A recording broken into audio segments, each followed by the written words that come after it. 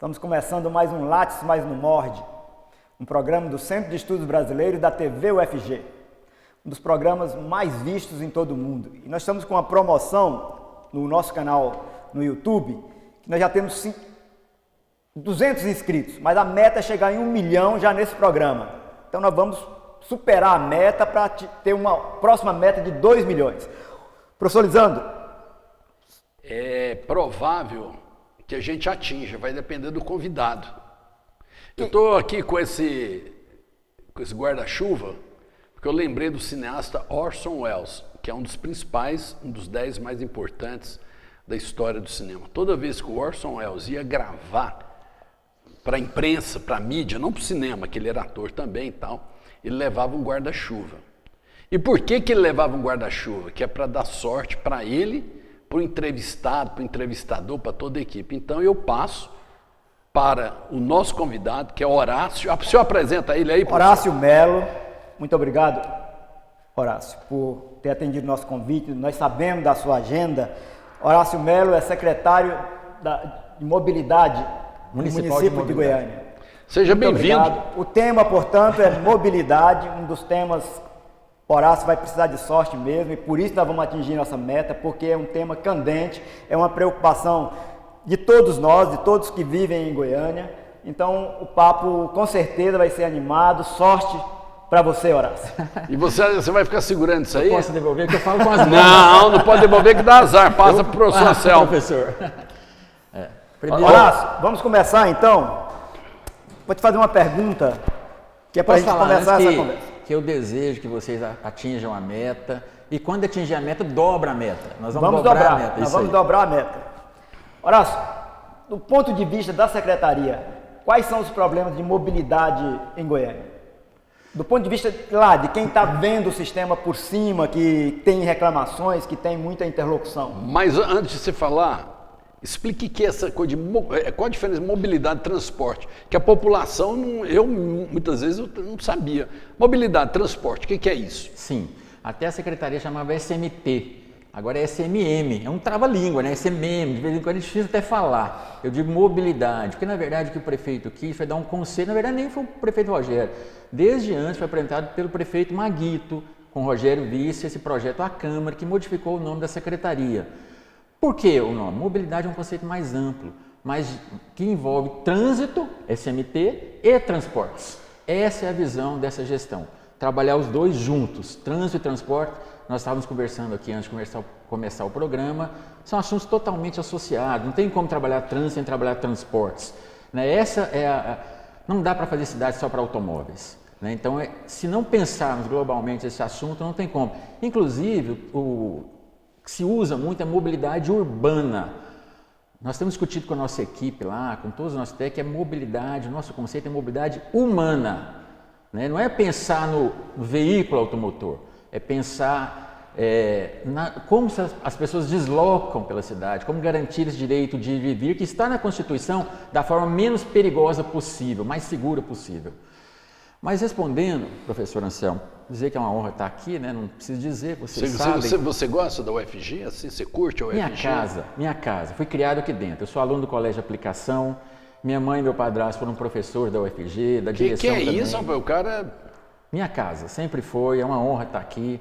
Fico feliz de ver a universidade desse Você trabalha tamanho. com a UFG nesses projetos de mobilidade? Tudo? O PlanMob, que nós vamos falar daqui a pouco, é importante falar sobre isso, está sendo conduzido em parceria com a UFG. Eu fui conselheiro estadual de trânsito. Sim. Quando da gestão do Horácio. Eu acho interessante em você. CETRAN. Conselho Estadual de Trânsito. Você é um quadro que você passa por governo comunista, governo conservador, você passa por todo o governo porque você, me falaram, né? Quando eu vim para cá, um cara me ligou e falou assim, olha, eu sou um espião e você vai entrevistar o Eduardo Horácio. Não, o Eduardo Horácio é um jornalista. Você está enganado. Não, é o Horácio do trânsito. Pois é. Ele é um craque desse papo de mobilidade, igual o Rio Mar. Aí eu falei, tem um Antenor Pinheiro, tem esses caras aí. A gente falou, vamos falar sobre isso. Então, o que é um trânsito de Goiânia? Tem mais de 1 milhão de carros, né, Anselmo? Acho que sim. O Horácio quase mais de 1,3 milhão. Mas professor, por favor, eu fiz uma pergunta ao Horácio que antecede a sua. Por favor, Horácio. Mas aí já é, na verdade, esse é um dos maiores problemas, a quantidade de veículos. O Lisandro está certo na interrupção dele, porque não dá para administrar uma cidade com 1 milhão Tá vendo? e 300 O convidado mil me deu razão. Razão Ok, pros Horácio, dois. pois então emende. Do ponto de vista, vou refazer um pouquinho a pergunta. Do ponto de vista da secretaria, quais são os problemas de mobilidade? Claro que inclui a questão do transporte, do trânsito urbano. O maior problema é a quantidade de veículos. Todo mundo quer sair no seu automóvel, ter seu ar-condicionado, seu rádio, escolher a sua rádio, sozinho no seu carro. Na sua casa tem 2 automóveis para 2 pessoas, quando juntam seus filhos são 4 Na casa dele automóveis. tem 3, eu acho. Né? Então, lá em casa também, são 4 carros e 4 pessoas, isso não faz sentido. A cidade não é sustentável desse jeito. Não é sustentável só do ponto de vista da poluição, dessa questão mais de futuro, não. É de não transitar mesmo. Vai todo mundo ter seu carrinho e ficou todo mundo parado. Então, esse é um dos maiores problemas. Como priorizar o transporte coletivo, priorizar os modais mais frágeis, que é fundamental, mas também não deixar a cidade para travar para quem foi acostumado historicamente a ter o seu carro, a querer ter a sua liberdade de andar de carro. Claro, não tem como fazer mágica, não vou querer tapar o sol com a peneira, a cidade para o automóvel não funciona, mas nós temos que criar viabilidade para o automóvel também. Então essa dicotomia permanente, né, de criar corredor, quando você cria um corredor de ônibus, por exemplo, os comerciantes ficam bravos, porque tirou o estacionamento da porta dele. Quando você coloca uma ciclovia, você tira estacionamento, você tira espaço do automóvel. Essa dicotomia de atender os vários desejos que tem pela cidade de circulação é o maior problema, né?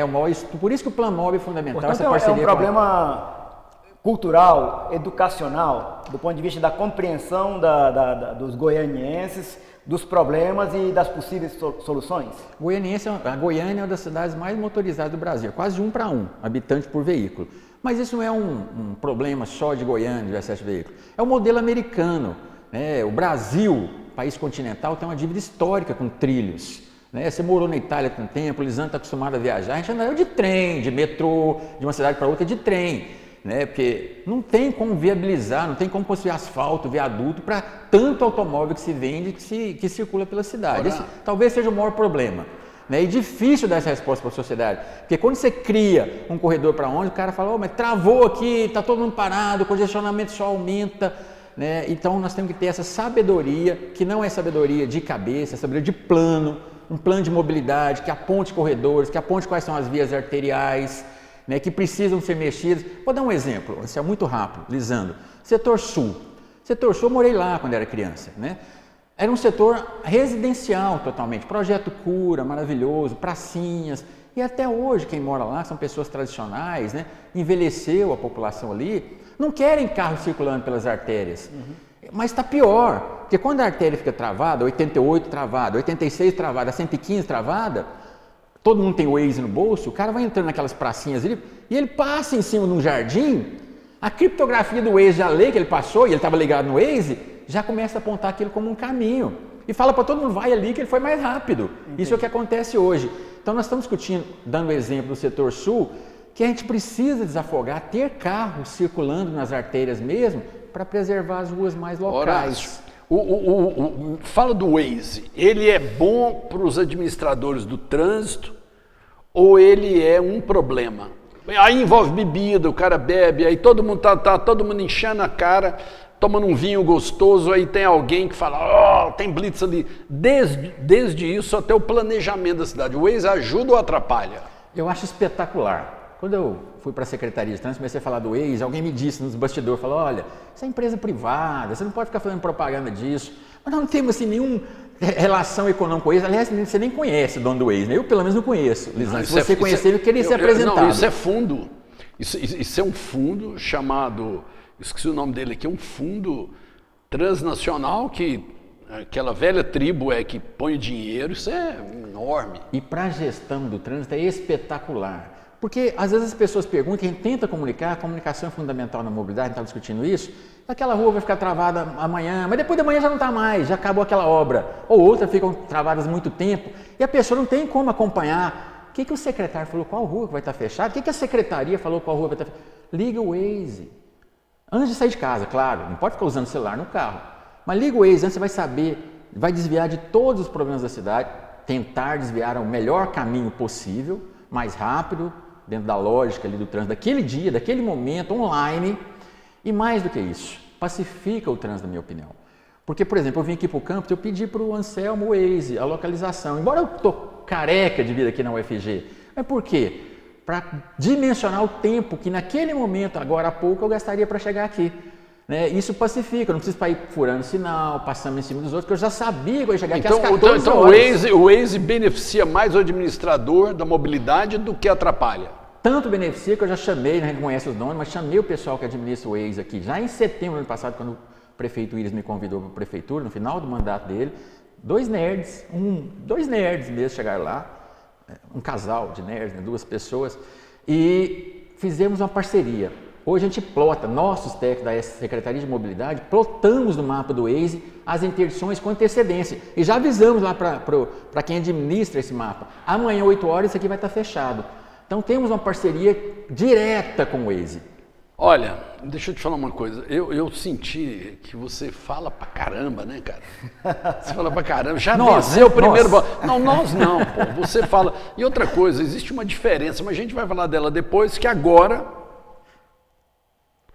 o intervalo, porque ele vai voltar para falar de uma coisa que é a seguinte. Espera aí que ele vai falar.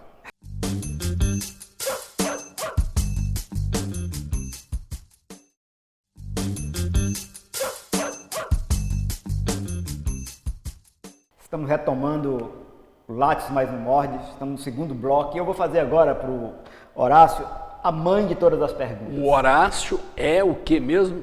Para o público ficar sabendo, ele é o diretor... secretário. O secretário... Municipal de Mobilidade. Secretário Municipal de Mobilidade. O poder desse é uma coisa extraordinária. Se você tiver carro, bicicleta, moto, ele é o cara. É isso. Mas, Horácio, no meu entender, a mãe de todas as perguntas é: e o plano diretor de Goiânia? Como é que comporta a mobilidade? A secretaria, historicamente, não só agora na sua gestão, mas antes e agora, participa da discussão do plano diretor? Sim, sim.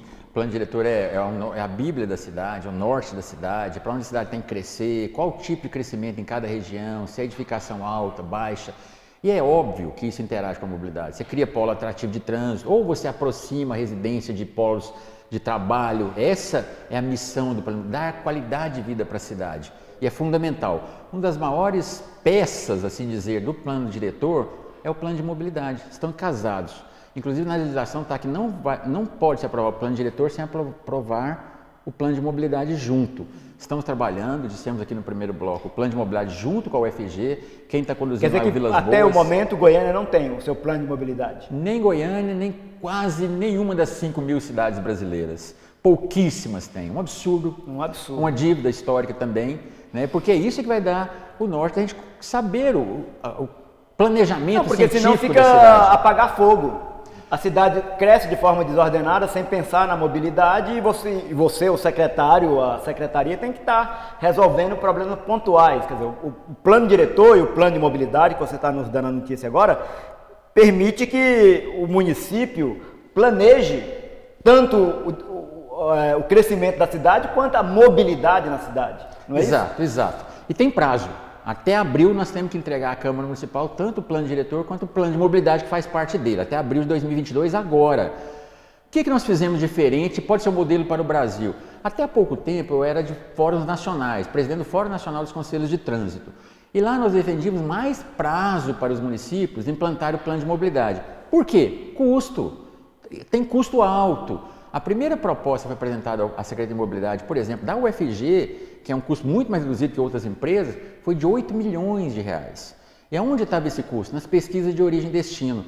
O que nós estamos apresentando diferente agora? Uma pesquisa de origem e destino dinâmica. Não dá mais para ir de porta em porta, aquela pesquisa tradicional, caríssima, e nem quer atender a porta as pessoas mais, né? As pessoas estão se distanciando. Então, o plano nosso dinâmico como é? Vamos começar com os funcionários públicos. Nós temos milhares de funcionários públicos, serão obrigados na ficha lá, nossa, cadastral, de dizer nossa origem e destino, diária. Não, claro, amanhã vou num bar, não é isso. É a rotina. Aonde eu moro, aonde eu trabalho, é a rotina. Então isso vai ser descrito e vai para o nosso cadastro. Assim também as empresas, as grandes empresas serão obrigadas por lei, mas é uma parceria, não é nada de retaliação, não. Serão obrigados a fornecer aos seus funcionários essa origem e destino, até para ter garantia de circulação e que os funcionários cheguem.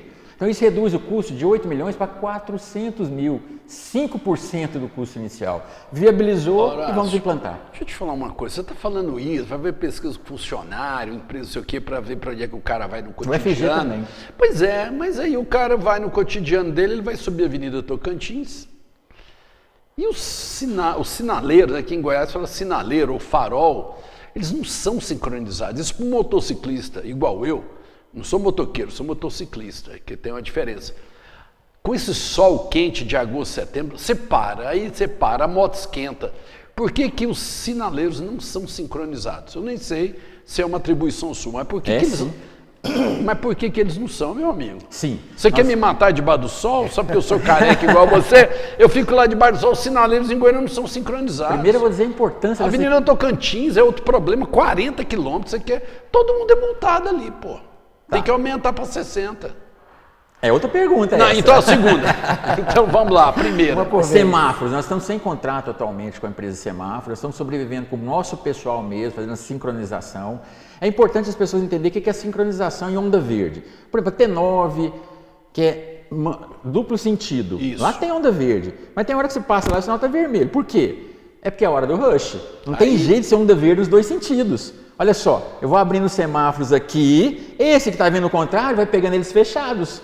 Deu para entender a lógica? Eu abri esse, aí ele chegou aqui, abri esse. Quem está vindo no sentido contrário não vai pegar a onda verde.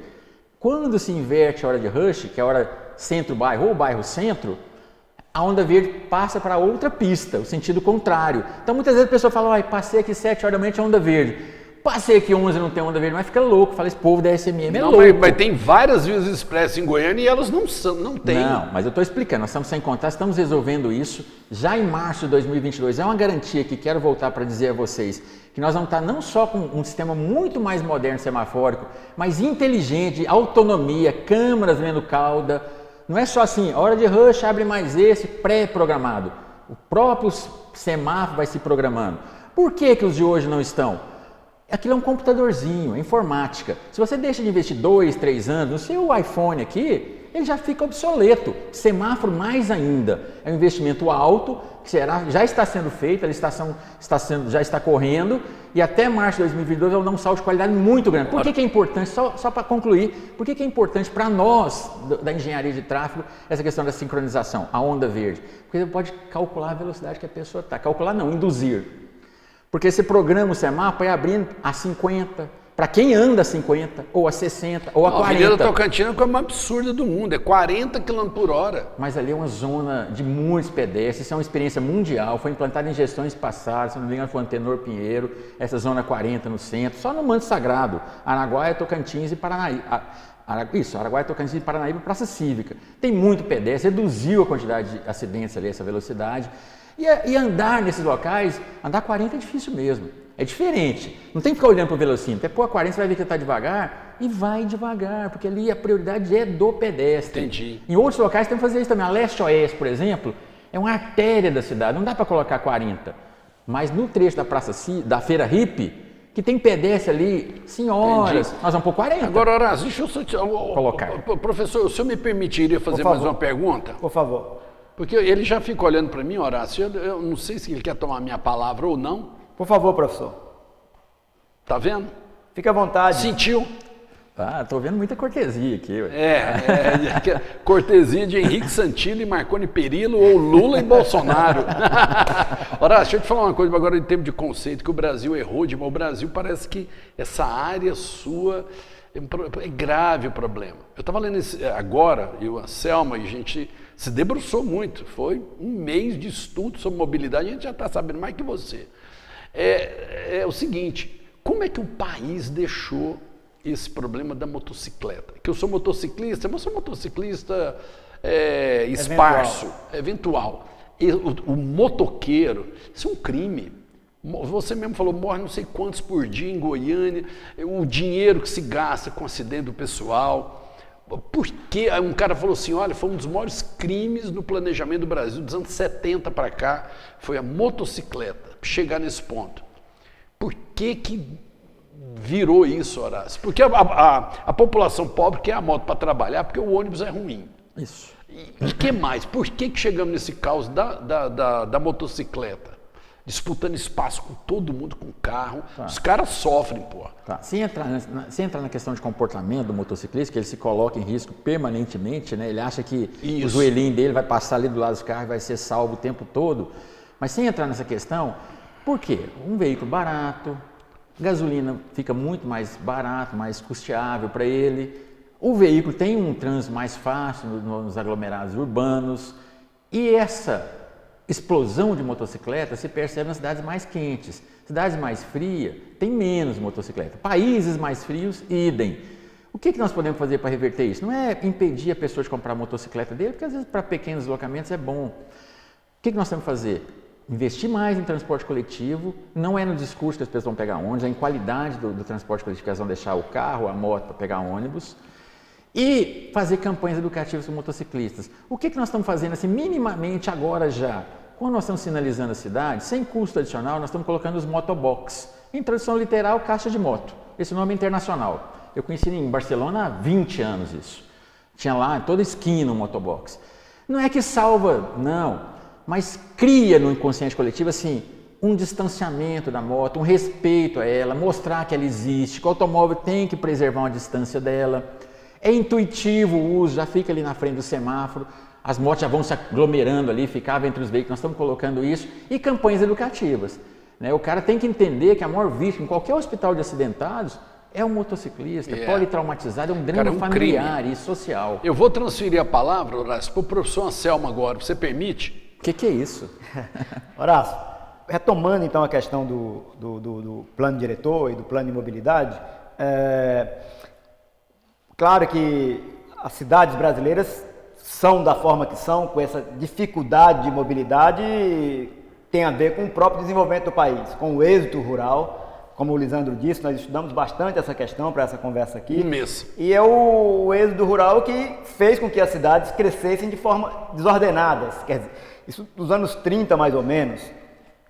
O problema é que anos 30 para 2021, pouca coisa tem sido feita no Brasil do ponto de vista de organizar essa mobilidade, porque está sempre o interesse econômico na frente. Então, vender carro, subsidiar carro, e nós vamos passar para o próximo bloco. Mas eu ganho tempo para pensar. Horácio, deixa eu te falar. Aqui agora, ali é como se fosse um sinal vermelho de semáforo. Subiu o amarelo, o CID ali, sobre o amarelo e vem o vermelho.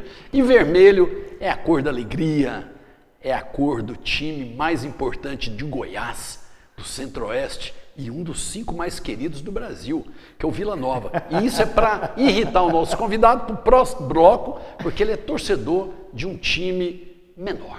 Até daqui a pouco. Próximo bloco.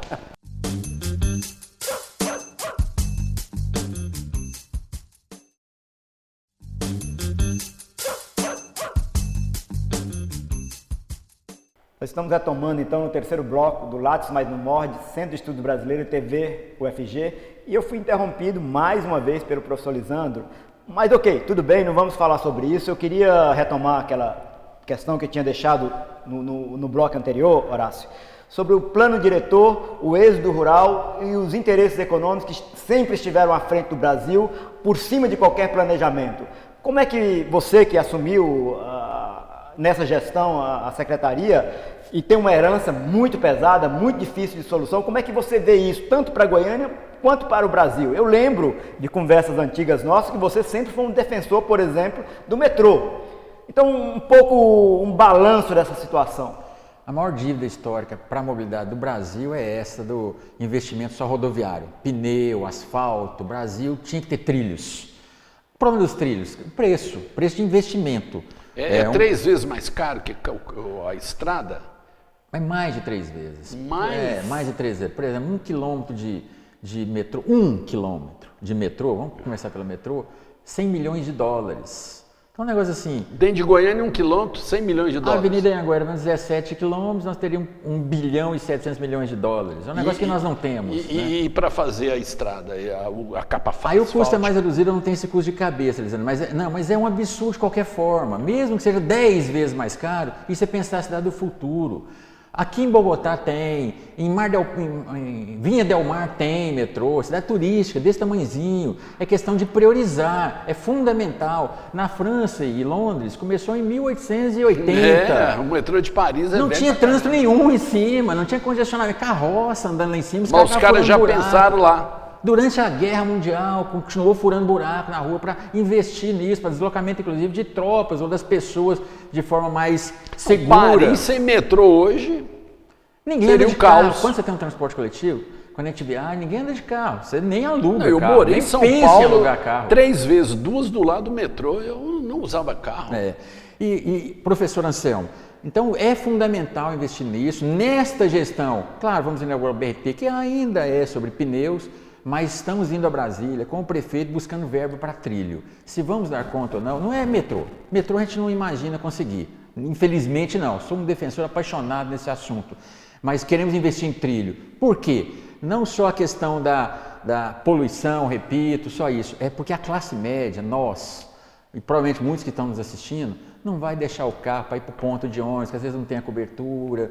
Ele quer um transporte coletivo. E o metrô, e o VLT, o monotrilho, eles têm eles captam as pessoas. No imaginário é bom, é bonito andar disso. Rico anda de metrô, de VLT.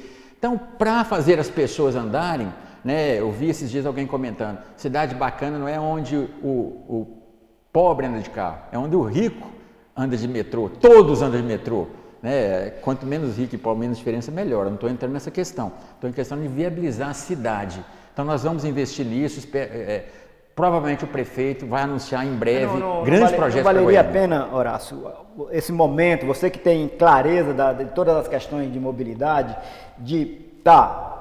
possivelmente do ponto de vista de recursos, a prefeitura não tem condições de fazer o metrô nesse mandato, mas de projetar, de deixar um plano para a cidade, para que os futuros prefeitos se comprometam nas eleições, passar a ser uma bandeira. Eu sou candidato a prefeito, eu defendo o metrô e tem um projeto de metrô, porque se não se fizer isso em Goiânia, cada gestão achar que não tem condições de fazer, nós não vamos fazer o metrô, nós não vamos ter essa mobilidade. Eu estava pensando também, mobilidade é tudo na natureza. O nosso cérebro é mobilidade, são os neurônios com as suas redes que conversam entre si. Uma cidade é um cérebro, em um certo sentido.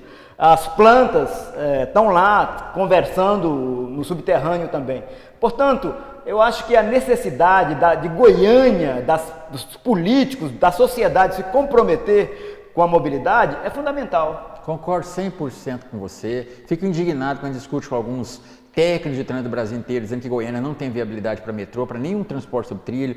Tem vários, não é só metrô. Mas por que eles falam que não tem viabilidade? Porque o ônibus é mais barato, fala do custo do ônibus, a manutenção do ônibus. É um lobby. Tá? É um lobby defender o pneu, o ônibus, o asfalto. Esse lobby é histórico. Não é no Brasil. Poderosos, né? É um modelo americano. Poderosos, né? E engraçado que os Estados Unidos conseguiu viabilizar vias que os carros andam, né? Não tem, você vê pouco metrô em algumas grandes metrópoles americanas e os carros circulam. Mas é outro modelo de sociedade, entendeu? Vias com 10 pistas no mesmo sentido, 8 pistas no mesmo sentido, loucura. Eu acho que o modelo viável é o modelo europeu, de investir em trilhos. E vamos fazer isso, Anselmo. Assim, eu não tenho condição de te garantir a forma, né, mas o prefeito tem isso também. Já fomos em reunião do MDR, no Ministério da Infraestrutura. O ministro tem investido nisso e nós vamos deixar um legado, Horácio, uma semente bacana para Goiânia. Agora nós vamos entrar num assunto muito difícil. Do Goiás eu quero me defender. Não, Goiás não. Goiás não tem importância. Eu sou Goiás mesmo. Não tem importância nenhuma falar em Goiás. Falar vila e a gente teria que chamar o reitor, é solene. Sinal vermelho no trânsito é para parar. O verde é que é para andar, dar fluidez. Né? Horácio, por favor, você é apenas um convidado Sua aqui. pergunta, professor. Porque eu já... Não, professor, é porque isso me irrita, entendeu? Desculpa. Então, por favor, peça desculpa mesmo, porque eu fiquei puto. Quando fala de Vila Nova, eu perco, assim, sabe? Então, essa paixão é importante. Paixão é cega, mas é importante. Horácio, deixa eu te falar uma coisa. Um negócio muito sério. Em Goiânia, que a população não está impaciente, é o tal do BRT. Sim. Quem foi essa cabeça de concreto, né? Foi um cabeça de concreto que inventou o BRT? Foi o Paulo Garcia no governo do PT, porque o PT, se diz um partido aberto. Então, quando falou em BRT, quem foi essa cabeça que criou o BRT? Porque na minha... Sou leigo, aí você vai me dar um show de bola agora. Então, é viaduto, BRT tem 10 anos, esse negócio não anda. E outra coisa que me incomoda, e aí eu chuto balde. O centro histórico de Goiânia está sendo arrebentado, se você não for lá. A Praça Cívica desfigurada, com pontos de ônibus dentro da Praça Cívica. Ali tem o IFAM, não sei o que deu, aprovou agora. Eu não sei o que aconteceu. O senhor poderia, educadamente, nos explicar? Primeiro, tinha desse BRT desse jeito? Olha, eu sou defensor do trilho, mas o BRT vai ser um avanço. Quem circular nesse trecho de ônibus vai circular de forma muito melhor que de carro e muito mais viável para a cidade do futuro. Mas é paliativo, de fato, o trilho é muito mais avançado. A Praça Cívica está com os pontos de ônibus aqui, eles são provisórios, aqui lá não vai ficar. Vai então já que... nada disso. Não, mais um. Pô, aí sim. Porque não podia, Lisandro, deixar as pessoas lá, enquanto está sendo construída a obra, sem um ponto minimamente coberto. Pô, mais uma, cara. Estão feios, né, provisório, mas a inauguração do BRT vai ser um salto de qualidade para o transporte em Goiânia. Né? Quem fizer esse trecho vai circular. Os semáforos no BRT vão abrindo para o ônibus, é uma prioridade concreta, não é assim, prioridade transporte coletivo. Não, o ônibus é muito mais bonito, muito mais confortável, refrigerado, o semáforo vai abrindo para ele, né? Quando o ônibus se aproxima de qualquer cruzamento, vai parar para os automóveis que estão cruzando e vai abrir para o... E isso vai fazer as pessoas aderirem naturalmente a esse transporte. A Via Anhanguera precisa ser recuperada, né? Não faz sentido o Estado administrar, é a única do Brasil onde o Estado administra, mas estamos debatendo isso com o Estado para que o município recupere autonomia sobre essa gestão em parceria. Né? O segredo é parceria, não estou politizando nada, nem quem inventou o BRT lá atrás, mas trânsito está acima disso, é o que o Anselmo falou. Isso é tudo, né? Pensar em mobilidade, trânsito é fundamental. Agora, quem foi que criou a ideia desse BRT? Foi na gestão do Pedro Wilson que foi pensado e foi o primeiro financiamento. E aí foi inclusive por isso que ele não pôde ser candidato à reeleição, porque inaugurou um trecho... Mas isso aí é uma questão técnica, assim, de conceito, Anselmo. Por exemplo, em Cuiabá... eu não tenho essa crítica ao BRT, porque eu nem o vi funcionando ainda, então quando ele estiver funcionando eu vou... Em Cuiabá, por exemplo, eles têm um processo lá de VLT que eles pararam e vão voltar para o BRT. Eu acho absurdo, mas assim, é conceito de trânsito. Engenharia tem disputas teóricas. Exato. Em vez do ônibus correndo ali ter trilho, seria mais barato ou mais caro? Mais caro a implantação, muito mais viável, manutenção, tudo, até ruído, veículo elétrico sobre trilho, não tem ruído nenhum. Não faltou pensar, né? E aquela questão das pessoas aderirem, sabe? Todo mundo quer andar no transporte sobre trilho. Né? Todo mundo, as pessoas largam o carro fácil. Você disse em São Paulo, você não anda de carro. Não é pensar não, é questão de disputa técnica mesmo. Claro que o dinheiro... Divisões de mobilidade. Concepções de mobilidade e recurso também, recurso conta, né? A gente tem um sonho e o sonho às vezes... Vou puxar para um outro assunto, para dois assuntos aqui, que eu acho também que são fundamentais para a cidade. Um nós somos proprietários de automóvel, portanto nós saímos com o nosso automóvel, mas se nós decidirmos a qualquer momento sair de ônibus, nós não conseguimos, porque o ônibus ele está concebido em Goiânia para quem é o usuário do ônibus, que sabe os horários, sabe onde é o ponto, sabe que ônibus vai para cada ônibus. Eu sei que isso também já está no aplicativo, mas é preciso que esteja também nos pontos de ônibus, que seja mais transparente para um usuário eventual, porque senão você não arrisca. Você vai, eu vou pegar o ônibus, mas que ônibus? Em que lugar? Então, isso também não falta? Sim. Os pontos de ônibus de Goiânia, essa informação? Nós moramos isso é muito antigo, nunca houve, na verdade. Em todas as cidades do mundo que tem um planejamento, a informação está ali. Você chega numa cidade de um país avançado e você consegue usar o transporte coletivo. Em Goiânia você chega e não consegue. Nós ficamos uma temporada em Bournemouth, lá no interior dos Estados Unidos, da Inglaterra, na praia. É impressionante, 13h15 o ônibus chega, tem tudo ali, mas acabou esse bloco, você vem no próximo e é isso aí. Gente, o cara pode nos enrolar, falta um bloco, ele vai tentar, vamos ver se ele consegue. Aguenta aí que vem o quarto.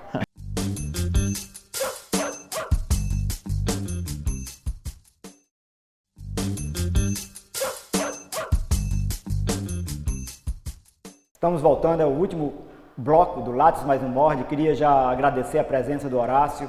Sei que tem uma agenda apertada, como eu já disse, ter dedicado esse tempo para participar do programa mais visto no Brasil. Então, muito obrigado, Horácio. Você falou com Goiânia, falou com o Brasil. Eu queria também agradecer os meninos que estão aqui conosco, o Leandro, o Carlos, o Cid, a TV UFG, que nos dá o apoio para o Centro de Estudos Brasileiros realizar o Lattes Mais Não Morde. Eu tinha deixado uma pergunta no ar, Horácio, sobre a questão de... São muitas as questões que nós tentamos abordar aqui, mas nós não falamos, por exemplo, de ciclovias. Você gostaria de se estender um pouco? Na verdade, o respeito aos mais frágeis tem que ser a prioridade da Secretaria de Mobilidade.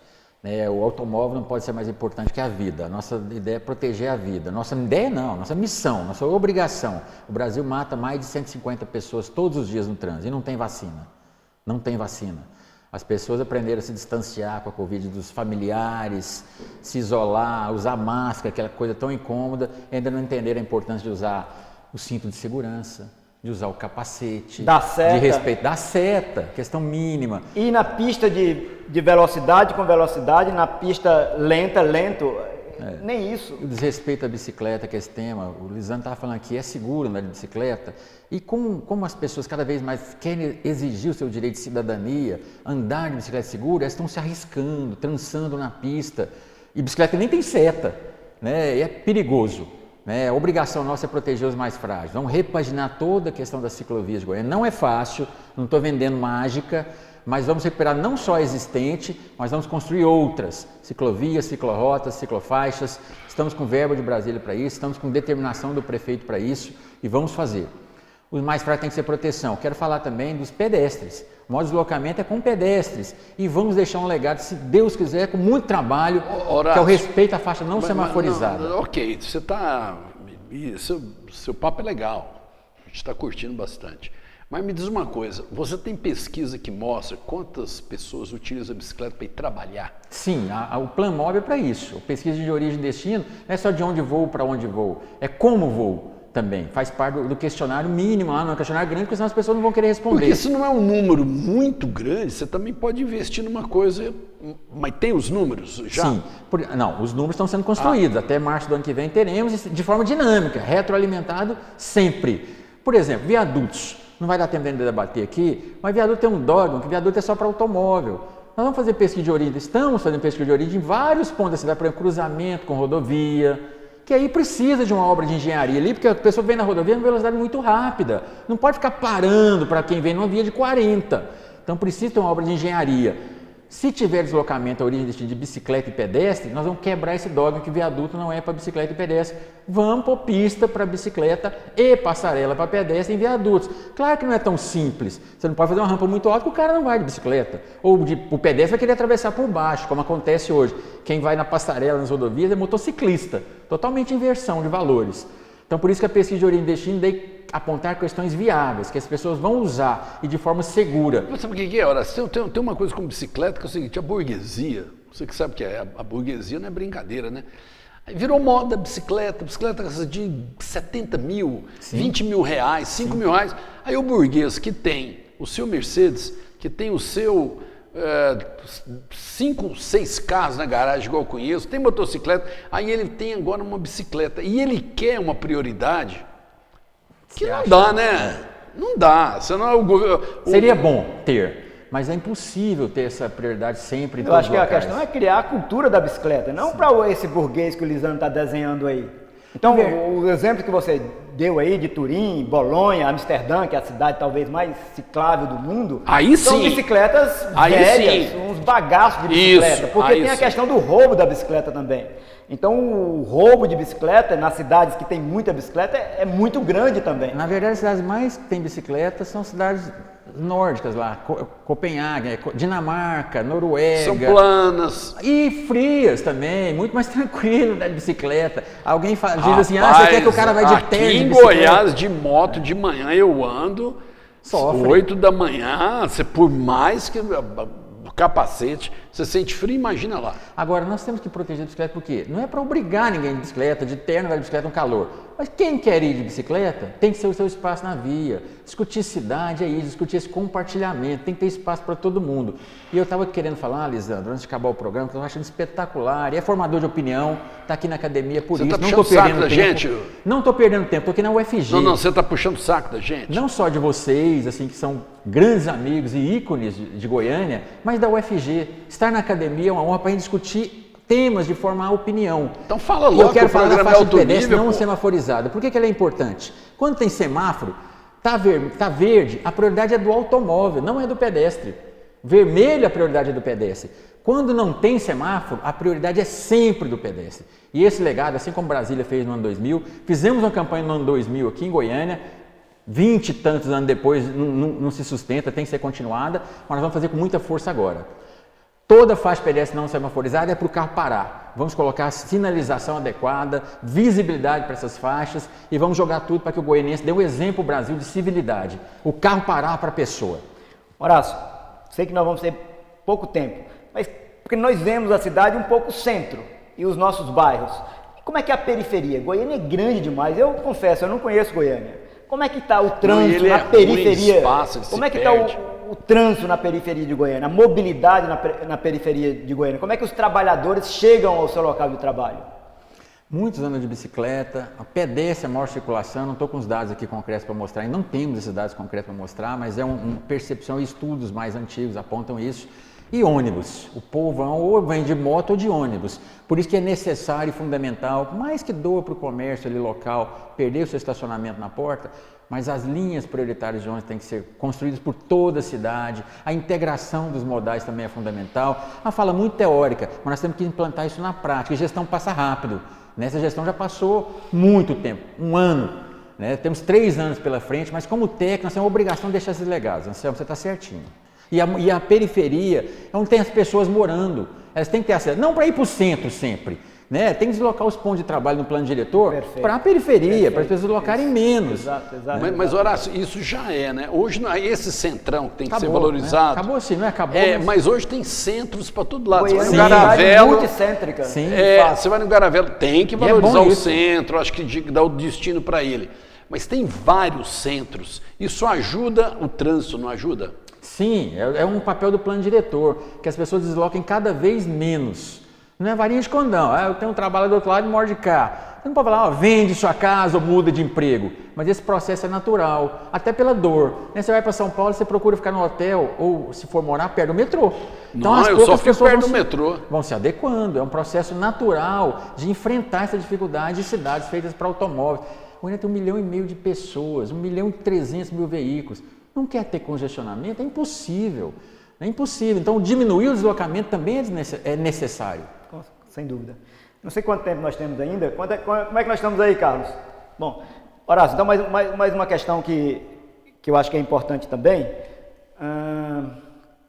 Vou falar da faixa de pedestre não semaforizada, se você não der o tema para mim. Vai lá, fala deu um branco nele. Eu recupero aqui. Nós vamos colocar faixas onde tem faixa. Por que é o problema da faixa não semaforizada? É o carro que vem ali e não vê o pedestre atravessando. É preciso que o pedestre dê a mão.